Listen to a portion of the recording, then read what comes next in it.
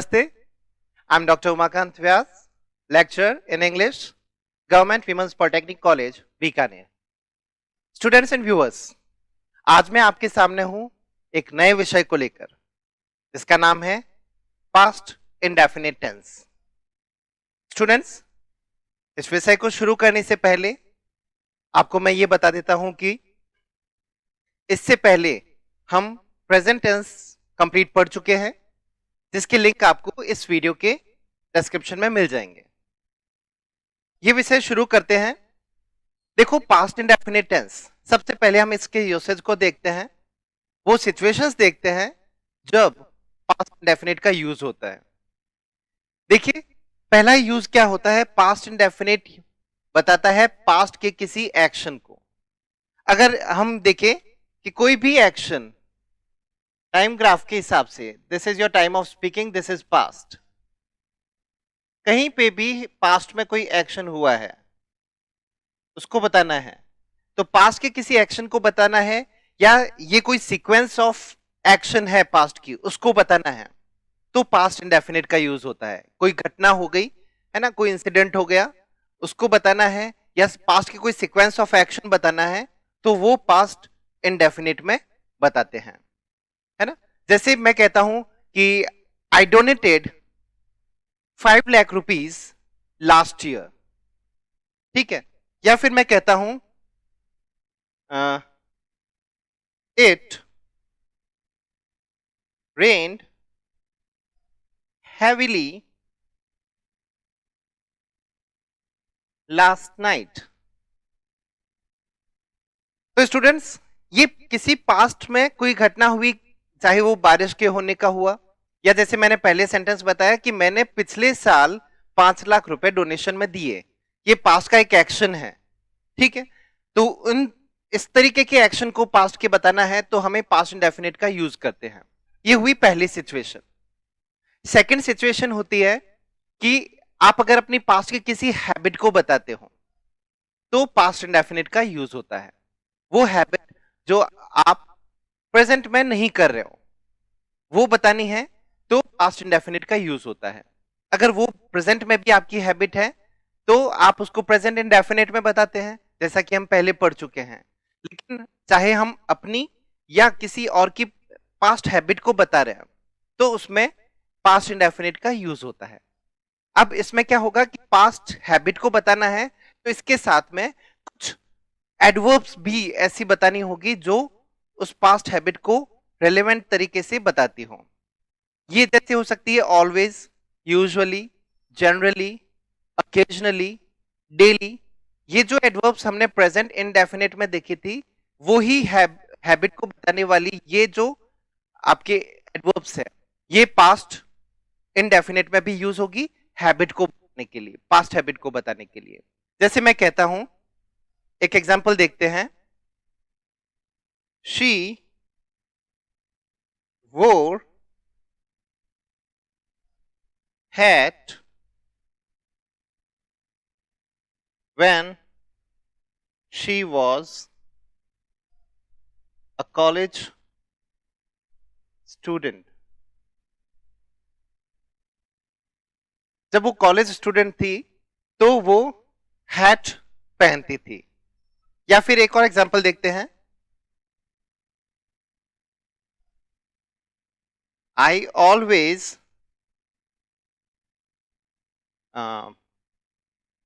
donated blood in my college life. तो ये क्या हुआ कि आप ऑलवेज, यूजुअली, जनरली, इन एडवर्ब्स के साथ में आप अपनी पास्ट की हैबिट को भी यहां पर बता सकते हैं.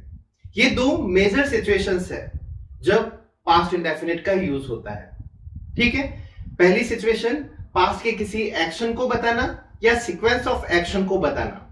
दूसरी सिचुएशन हुई कि आप अपनी पास्ट की हैबिट को बताते हैं. दोनों ही सिचुएशन में एडवर्ब ऑफ पास्ट जरूर यूज होगा. पहली सिचुएशन पास्ट एक्शन में कुछ एडवर्ब्स है जो अभी हम आगे देखेंगे, और उसके अलावा पास्ट हैबिट बतानी है तो उसकी कुछ एडवर्ब्स और होती है जो मैंने अभी बताई थी. स्टूडेंट्स ये जो कंडीशंस है तब पास्ट इंडेफिनिट का यूज होता है।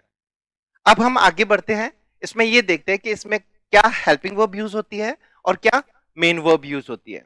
तो चलिए देखते हैं। इसमें स्टूडेंट्स हेल्पिंग वर्ब यूज होती है डिड और मेन वर्ब यूज होती है second form of the verb.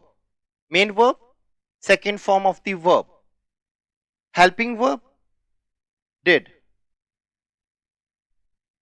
आपके सामने मान लो कि मैं एक एग्जांपल रखता हूं। जैसे मैं कहता हूं कि मेरे फादर ने पिछले महीने एक कार खरीदी। पास्ट का एक्शन है, उसको बताना है।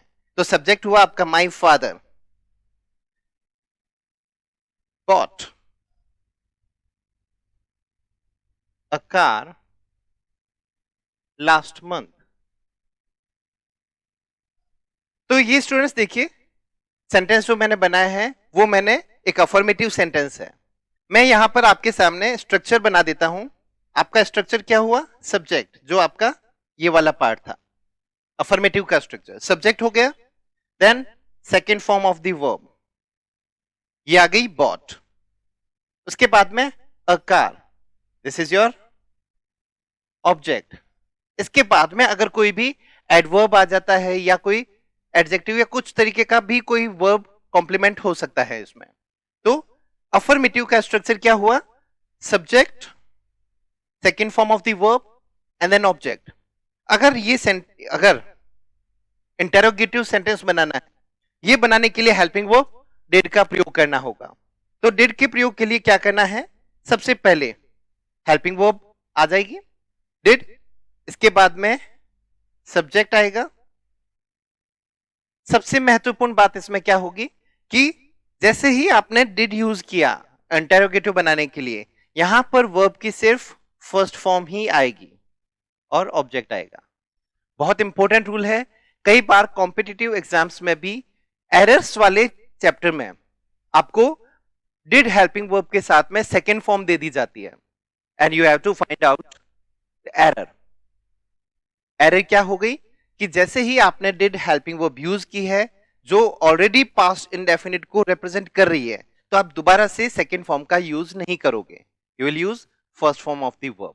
तो ये आपका स्ट्रक्चर हुआ इंटेरोगेटिव का, did, subject, first form and then object and then question mark. Third हुआ नेगेटिव अगर बनाना है तो स्ट्रक्चर हर टेंस में सेम रहता है। जो जिसकी प्लेस है, चाहे वो सब्जेक्ट है, हेल्पिंग वर्ब है, मेन वर्ब है या ऑब्जेक्ट है, उनका प्लेस जो है स्ट्रक्चर में वो फिक्स होता है। जैसे ही नेगेटिव बनाना है तो सब्जेक्ट आएगा सबसे पहले, हेल्पिंग वर्ब आ गई, उसके बाद में नॉट आ गया, फिर जो रूल है हमारा फर्स्ट फॉर्म ही आएगी और फिर ऑब्जेक्ट आएगा। ये हो गया नेगेटिव सेंटेंस का स्ट्रक्चर। ये हुआ स्टूडेंट्स मैंने जो स्ट्रक्चर बताया। अब जैसे अगर इंटरोगेटिव नेगेटिव दोनों होते हैं तो उसमें क्या होगा? ये जो आपने डिड लिखा है, इस डिड को वाक्य के शुरू में लिख दो, तो वो इंटरोगेटिव की कंडीशन फुलफिल हो गई। Not is as per the rule of structure will remain at the third place, तीसरे स्थान पर रहा। तो did, subject, not, first form and then object then question mark. तो ये हुआ इसका स्ट्रक्चर। सेकेंड फॉर्म यूज करनी है, इंटरोगेटिव नेगेटिव है तो डिड यूज करना है, और जैसे ही डिड यूज किया मेन वर्ब की फर्स्ट फॉर्म आएगी। तो आइए अब कुछ हम एग्जाम्पल देखते हैं और उन एग्जाम्पल के हिसाब से हम इन स्ट्रक्चर्स को समझते हैं। तो जैसे फर्स्ट सेंटेंस मैं इसमें लिखता हूं, देखिए आई, मुझे इसमें वॉच की वर्ब भरनी है। A horror movie last night. ठीक है, अब इसमें क्या होगा? सबसे पहले अंडरलाइन कर देते हैं इसको, लास्ट नाइट। ठीक है, ये एडवर्ब हुई पास्ट इंडेफिनिट की, अफर्मेटिव सेंटेंस है, सेकेंड फॉर्म यूज करना है। इसमें एक रूल ये होता है कि कोई भी सब्जेक्ट हो हेल्पिंग वर्ब डिड आएगी, ये याद रखना है। क्योंकि अफर्मेटिव है तो इसमें डायरेक्ट सेकेंड फॉर्म, वॉच की सेकेंड फॉर्म आ गई वॉच्ड। अब हम आगे बढ़ते हैं। जैसे मैं कहता हूं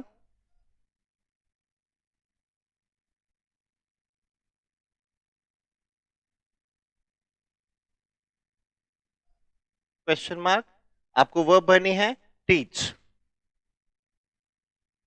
अब देखो ये एक सेंटेंस है, इसको हमें सॉल्व करना है। ब्लैंक ही blank you English and then teach की फॉर्म भरनी है, इंटरोगेटिव है। अब दो तरीके की सिचुएशन बनती है कॉम्पिटिटिव एग्जाम्स के हिसाब से। अगर आपको ऑप्शंस दे रखे हैं तो ऑप्शन से हमें हिट एंड ट्रायल करना है। हम चूंकि यहां पर पास्ट इंडेफिनिट देख रहे हैं तो हमें क्या करना है, सबसे पहले चूंकि इंटरोगेटिव है तो डिड हेल्पिंग वर्ब सबसे पहले आएगी, ठीक है, और फर्स्ट फॉर्म आएगी teach. Did he teach you English. अब देखो होता क्या है कि यहां पर ही ये सेंटेंस एक कॉमन सेंटेंस लेते हैं, पास्ट इंडेफिनिट के हिसाब से नहीं पढ़े, तो सिर्फ ये सिंपल ये सेंटेंस दे रखा है, तो ये प्रेजेंट का भी एक फैक्ट हो सकता है। इस कंडीशन में यहां पे does he teach you English, does he teach you English, ये भी सेंटेंस पॉसिबल है। आ रही है बात समझ में? दोनों पॉसिबल है, हमें ऑप्शंस में देखना है। अगर ये कॉम्पिटिटिव एग्जाम की बात करते हैं, ऑप्शंस दे रखे हैं, तो हमें ये चेक करना है कि क्या दो ऑप्शन सेम तो नहीं आ रहे हैं, तो ये एरर हो जाती है। आपको कोई एक मिलेगा, या तो पास्ट इंडेफिनिट या प्रेजेंट इंडेफिनिट, क्योंकि दोनों की कुछ सिचुएशंस कॉमन है। अब हम बढ़ते हैं अगले एग्जाम्पल की तरफ। जैसे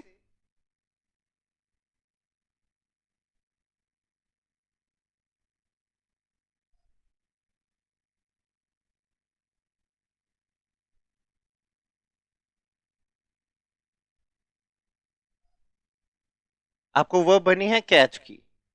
the police blank the killer last night. Catch की वर्ब बनी है, लास्ट नाइट ये एडवर्ब हो गया, तो पास्ट इंडेफिनिट हो गया, लास्ट नाइट इंडिकेट कर रहा है। हमें कैच की फॉर्म बनी है, तो कैच की सेकंड फॉर्म कॉट। देखो अब इसमें क्या है कि मैं आपको पहले वो एडवर्ब्स नोट करवा देता हूं जो इस टेंस में यूज होनी है। एडवर्ब्स क्या होगी, जैसे लास्ट के साथ में कोई भी, last night, last week, last month, last year, last birthday, last के साथ में किसी तरीके का टाइम दे रखा है, वो पास्ट इंडेफिनिट का एडवर्ब होगा। येस्टरडे है ना, और अगो, बिफोर, बैक, ठीक है। ये कुछ ऐसे है जैसे 3 years ago, few minutes back, 30 years before. तो ये क्या हुआ, वो एडवर्ब्स है जो इसको हमें इंडिकेट करेगी कि पास्ट इंडेफिनिट टेंस यहां पर यूज होना है। हम एक एग्जांपल और देखते हैं, जैसे she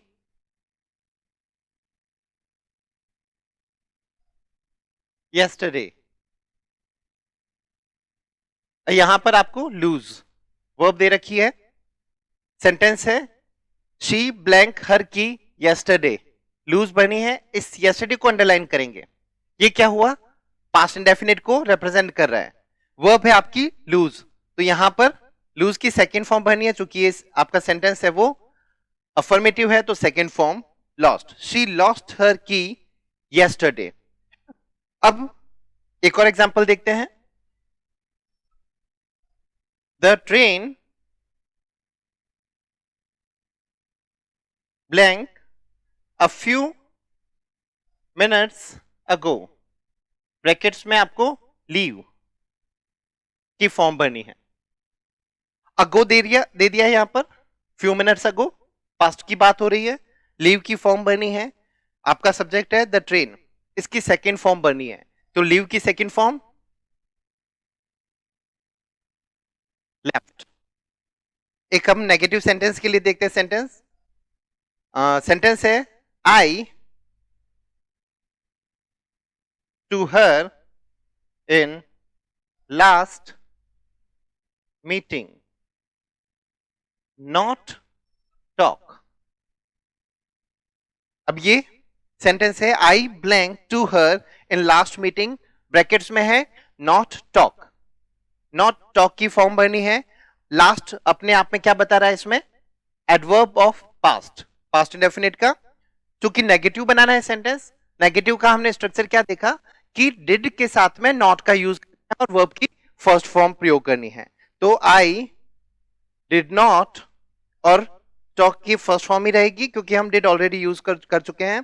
I did not talk to her in the last meeting. Students, ये कुछ एग्जाम्पल हमने देखे हैं पास्ट इंडेफिनिट के। आज की इस क्लास में हमने क्या समझा? सबसे पहले वो कंडीशंस जब पास्ट इंडेफिनिट का यूज होता है, पास्ट एक्शन और पास्ट हैबिट। उसके बाद में इसमें मेन वर्ब और helping verb. Main verb second form, helping verb did. Did के साथ में हमेशा फर्स्ट फॉर्म का यूज होगा। फिर हमने एडवर्ब्स भी देखी और इसके स्ट्रक्चर भी देखा कि स्ट्रक्चर क्या होते हैं। हमने कुछ एग्जांपल्स भी ये देखे हैं। सबसे महत्वपूर्ण बात होती है कि आप एडवर्ब्स को याद रखोगे, एडवर्ब से ही हमें टेंस की पहचान होती है। मैं उम्मीद करता हूं कि आपको यहां तक सारा समझ में आया होगा और आपको ये वीडियो अगर अच्छा लगा है तो आप इसको हमारे चैनल को लाइक करें, सब्सक्राइब करें, शेयर करें। और आपको कोई डाउट है, कोई क्वेरी है तो I request you to send your any query, doubt, comments in our comment box. With this hope, I wish you a very healthy and happy life. Good luck. Thank you.